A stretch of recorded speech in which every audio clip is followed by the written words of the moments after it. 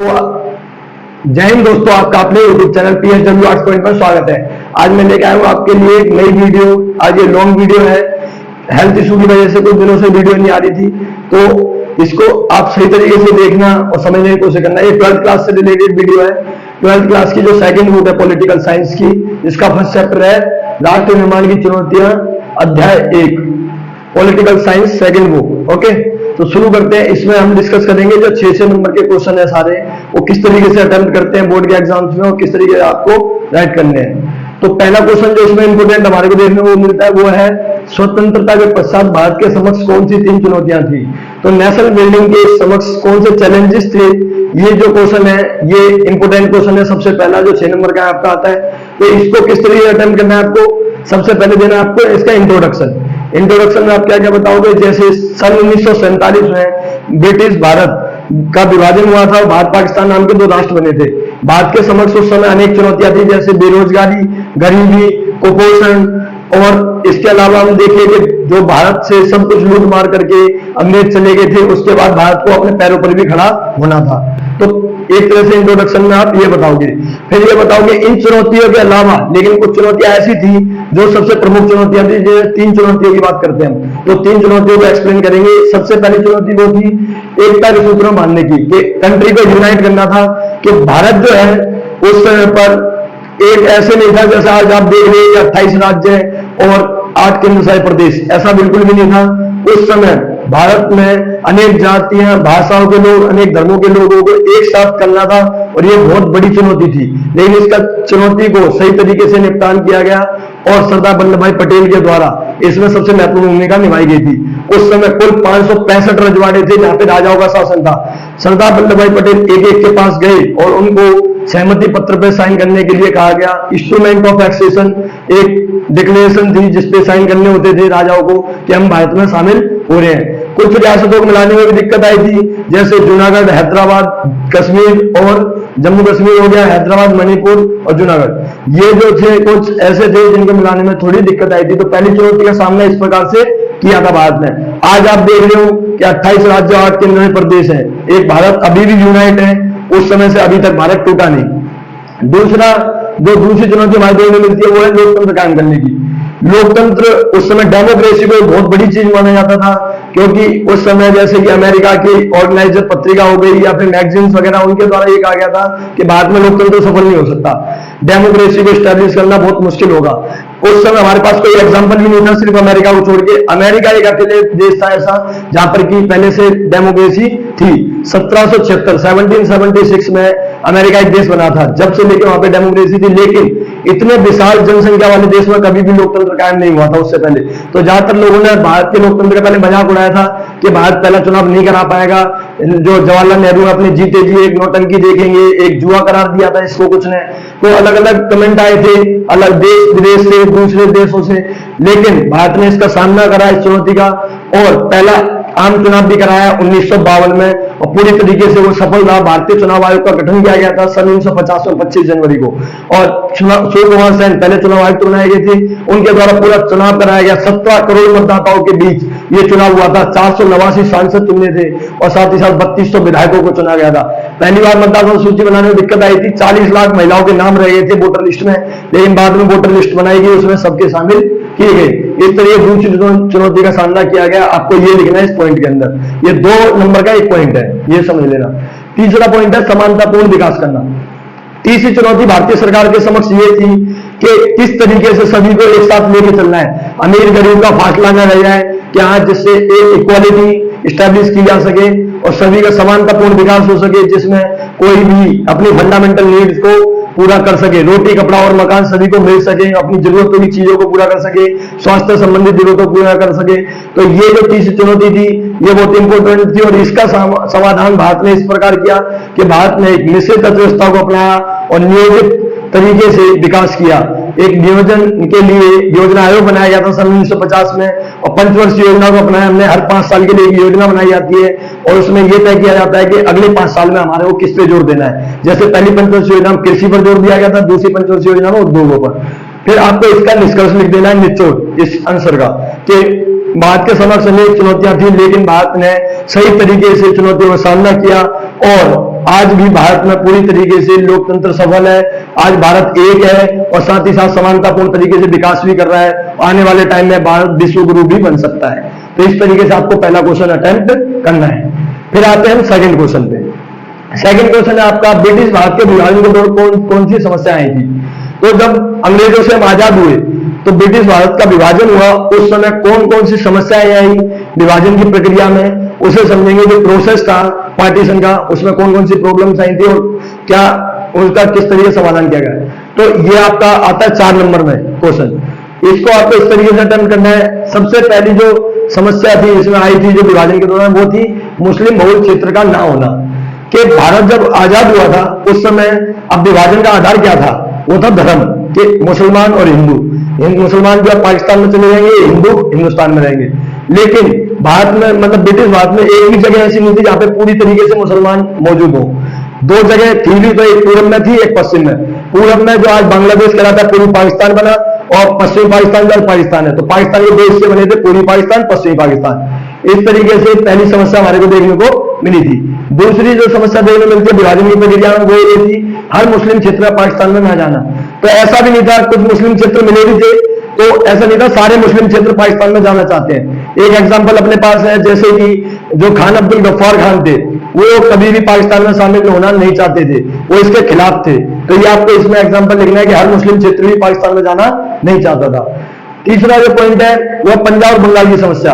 2 मुस्लिम क्षेत्र हमारे देखने मिलते हैं, पंजाब में और बंगाल में, लेकिन दोनों ही जगहों पर अल्पसंख्यकों की भी समस्या थी कि वहां पे हिंदू आबादी भी थी और मुस्लिम आबादी भी थी। आज के टाइम में आपको पता होना चाहिए कि पाकिस्तान 2 भागों में, जैसे कहा जाए पंजाब पाकिस्तान में भी है, भारत में भी है।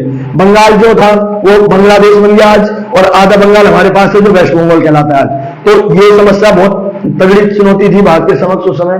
और चौथी समस्या थी अल्पसंख्यकों की समस्या, कि एक तरह से भारत आजाद तो होगा, लेकिन उसके बाद सबसे बड़ी चुनौती ये थी कि अल्पसंख्यक जो है भारत में, मुस्लिम अल्पसंख्यक रह गए। उस समय 12% आबादी थी मुस्लिमों की यहाँ पर आजाद जब हुए थे हम। और उसके बाद देखा जाए तो पाकिस्तान में हिंदू आबादी भी अल्पसंख्यक मात्रा में थी। दोनों पे बहुत ज्यादा हिंसा की जा रही थी, मारकाट की जा रही थी। तो ये बहुत बड़ी समस्या थी उस समय पर। तो ये 4 समस्या आई। कौन सी? मुस्लिम बहुल क्षेत्र का ना होना, दूसरा हर मुस्लिम क्षेत्र पाकिस्तान में न जाना, तीसरा पंजाब और बंगाल की समस्या, चौथा अल्पसंख्यकों की समस्या। तो ये जो 4 पॉइंट हमारे देखने मिलते हैं, ये विभाजन की प्रक्रिया में समस्या हमारे को देखने को मिली। फिर आते हैं, बढ़ते हैं तीसरे क्वेश्चन की तरफ। तीसरा क्वेश्चन है, ब्रिटिश भारत के विभाजन के क्या परिणाम हुए, स्पष्ट कीजिए। तो ब्रिटिश भारत का विभाजन हो गया, उसके बाद क्या परिणाम देखने मिलते हैं हमारे को, क्या कॉन्सिक्वेंसेस देखने को मिलते हैं, वो ये क्वेश्चन है। ये 6 नंबर का क्वेश्चन आता है आपका। तो इसे समझने की कोशिश करते हैं। इसमें सबसे पहले आप इंट्रोडक्शन दोगे, जैसे फर्स्ट क्वेश्चन में दिया आपने, जैसे कि 1947 में भारत आजाद हुआ और द्विराष्ट्रीय सिद्धांत के आधार पर ब्रिटिश भारत का विभाजन हो गया। एक देश हिंदुस्तान कहलाया, एक पाकिस्तान कहलाया। उस समय लॉर्ड माउंटबेटन के द्वारा घोषणा कर दी गई थी कि ब्रिटिश भारत 2 भागों में डिवाइड हो जाएगा। तो इसके बाद अनेक परिणाम हमारे को देखने मिलते हैं, जिसमें सबसे पहला परिणाम देखने मिला विस्थापन। लाखों की संख्या में इधर से उधर लोग विस्थापित हुए। अगर आप उस समय के इमेजेस को देखोगे तो ट्रेनों के ऊपर लग के लोग गए थे, जान का रिस्क लेते हुए, और एक दूसरे के ऊपर मारकाट करते हुए इधर से उधर लोग गए थे। लाखों की संख्या में विस्थापित हुए थे, जिसे होलोकास्ट के नाम से भी जाना जाता है। ऐसा कहा जाता है कि एक तरह से एक जगह से दूसरी जगह पे लोगों का महाध्वंस हुआ था। दूसरी जो हमारे को परिणाम देखने मिलता है वो है सांप्रदायिक दंगे। हिंदू और मुस्लिम दोनों के बीच में इतने ज्यादा धर्म के आधार पर दंगे हुए थे, एक दूसरे की गर्दन काटने के लिए उतावले थे लोग उस समय। हिंदुस्तान में जो मुस्लिम रह रहे थे उनको कोई भी नहीं छोड़ रहा था हिंदुस्तानी, और साथ ही साथ पाकिस्तान में हिंदुओं के साथ सेम चीज हो रही थी। तो ये मारकाट बहुत ज्यादा देखने मिली थी हमारे को, सांप्रदायिक दंगे धर्म के आधार पर। उसका तीसरा महिलाओं का शोषण। उस समय पर इसी विभाजन के दौरान महिलाओं का इतना ज्यादा शोषण किया गया, कुछ के साथ बलात्कार हुआ, कुछ ने अपनी माताओं बहनों को मार दिया इज्जत बचाने के लिए, कुछ ने कुओं में फेंक दिया ताकि कोई दूसरा कोई रेप ना कर सके, बलात्कार ना कर सके। तो ऐसे बहुत से हमारे को घटनाएं देखने मिलती है। महिलाओं के साथ में बहुत शोषण हुआ था, उनको अपनी जान गंवानी पड़ी थी। ना तो उसमें कोई धर्म नहीं देखा जाता, कोई भी महिला हो, हिंदू या मुस्लिम, सबके साथ अत्याचार हुआ था उस समय पर। चौथा पॉइंट जो देखने मिलता है हमारे को, अल्पसंख्यकों की समस्या। तो अल्पसंख्यकों की समस्या ये थी कि ऐसा नहीं था कि हाँ भाई पूरी तरीके से हिंदू हैं जो हिंदुस्तान में रह रहे हैं और मुस्लिम जो है पाकिस्तान में रह रहे हैं। अल्पसंख्यक दोनों जगह पे मौजूद थे। पाकिस्तान में हिंदुओं के साथ में बर्ताव गलत हो रहा था और यहाँ पर जो मुस्लिम थे उनके साथ गलत बर्ताव हो रहा था। लेकिन इसकी इंश्योरिटी दी गई थी कि जवाहरलाल नेहरू के द्वारा कहा गया था कि यहाँ पे जो अल्पसंख्यक हैं उनके साथ हम अच्छा बर्ताव करेंगे, जबकि वहीं पे मोहम्मद अली जिन्ना ने ये कहा था कि हम उनके साथ में अच्छा बर्ताव करेंगे। लेकिन रियलिटी कुछ अलग थी, उस समय पर अल्पसंख्यकों के साथ बहुत ज्यादा अत्याचार हुए थे। पांचवा, लेखक है कवियों का दर्द। लेखक और कवि जो भी थे हिंदुस्तान और पाकिस्तान के, एक से एक शायर जो गालिब जैसे, उस समय पर उनके लिए बहुत ज्यादा दर्द का सामना करना पड़ा। उनके लिए एक तरह से कहा गया तो दिल के दो टुकड़े हो गए थे कि हाँ हिंदुस्तान पाकिस्तान एक ही बाप की दो औलाद कहें एक तरह से, कि हाँ भाई दोनों देश जो है अलग अलग भागों में डिवाइड हो चुके थे जो अभी तक एक थे। उसके बाद बात करें छठा पॉइंट, हिंसा का होना। तो इतनी हिंसा हुई, इतनी मारकाट हुई थी इसमें कि आज तक हमारे को कभी देखने को नहीं मिली। 1947 का वो साल था, हिंसा के कारण इसे एक त्रासदी का साल भी कहा जाता है। तो आपको इन 6 पॉइंटों में इस तरीके से एक्सप्लेन करना है। तो उसके बाद बात करते हैं, हम चौथे क्वेश्चन की तरफ बढ़ते हैं। चौथा क्वेश्चन है, रजवाड़ों के विलय में सरदार पटेल की भूमिका को स्पष्ट कीजिए। तो सरदार वल्लभ भाई पटेल जिन्हें हम आयरन मैन ऑफ इंडिया के नाम से जानते हैं, उनकी क्या भूमिका है जो प्रोविंशियल स्टेट थे उनको मिलाने में, रजवाड़े जो राजाओं का शासन हुआ करता था। तो इसमें सबसे पहले आप क्या करोगे, परिचय दोगे पटेल जी का। सरदार पटेल हमारे पहले गृह मंत्री थे और पहले उप प्रधानमंत्री भी थे और उन्हें आयरन मैन ऑफ इंडिया के नाम से जाना जाता है, लौह पुरुष के नाम से। आज उनके नाम पर एक स्टैच्यू ऑफ यूनिटी भी बनाई गई है। उनका बर्थडे 31 अक्टूबर को आता है। ओके, तो ये सारी चीजें आप बताओगे, उसे हम एकता दिवस के तौर पर भी सेलिब्रेट करते हैं। उसके बाद रजवाड़ों का विलय पत्र। तो रजवाड़ों के विलय पत्र को हम इंस्ट्रूमेंट ऑफ एक्सेशन कहते हैं। सरदार पटेल जी के द्वारा ये एक घोषणा पत्र तैयार किया गया था जिसपे सभी राजाओं के हस्ताक्षर करवाए गए थे कि आप भारत में शामिल होना चाहते हो, क्योंकि ब्रिटिश जो थे ब्रिटिशर्स, उन्होंने तो ऑप्शन दिया था रजवाड़ों को, या तो वो भारत में शामिल हो जाए या पाकिस्तान में या फिर स्वतंत्र है। लेकिन सरदार पटेल ने अपनी बहुत महत्वपूर्ण भूमिका निभाई थी और उन्होंने हर एक राजा के पास जाकर निवेदन किया और हर राजा से मिलकर उनको भारत में शामिल करवाया। कुछ को मिलाने में दिक्कत आई लेकिन उसका भी सामना किया। उसके बाद रजवाड़ों जो मिलाने में दिक्कत आई वो कौन कौन से थे, तो इसमें आपको वर्णन करना है, वो करना है हैदराबाद का और मणिपुर का। हैदराबाद का जो शासक था निजाम, वो बेशुमार दौलत से संपदाशील था, तो वो भारत में शामिल होना नहीं चाहता, वो स्वतंत्र रहना चाहता था। तो उसको एक तरह से आत्मसमर्पण करवाया गया और सेना के माध्यम से उसका विलय करवाया गया भारत में। उसके बाद में दूसरा जो है वो है मणिपुर। मणिपुर के राजा जो थे बोध चंद्र सिंह थे, वो भी भारत में शामिल नहीं होना चाहते, लेकिन वहां पे जो है पहली बार सार्वभौमिक वरिष्ठ मताधिकार के आधार पर चुनाव कराया गया और भारत में मणिपुर का विलय किया गया। इस तरीके से आपको इसको एक्सप्लेन करना है चौथे क्वेश्चन को। फिर पांचवा क्वेश्चन है, राज्य पुनर्गठन आयोग, स्टेट रीऑर्गेनाइजेशन कमीशन के कार्य सिफारिशों का वर्णन कीजिए। तो इसको आपको किस तरीके से, ये 6 नंबर का क्वेश्चन है, इसको आपको किस तरीके से अटेम्प्ट करना है। तो सबसे पहले आप दोगे इसमें राज्य पुनर्गठन आयोग का परिचय।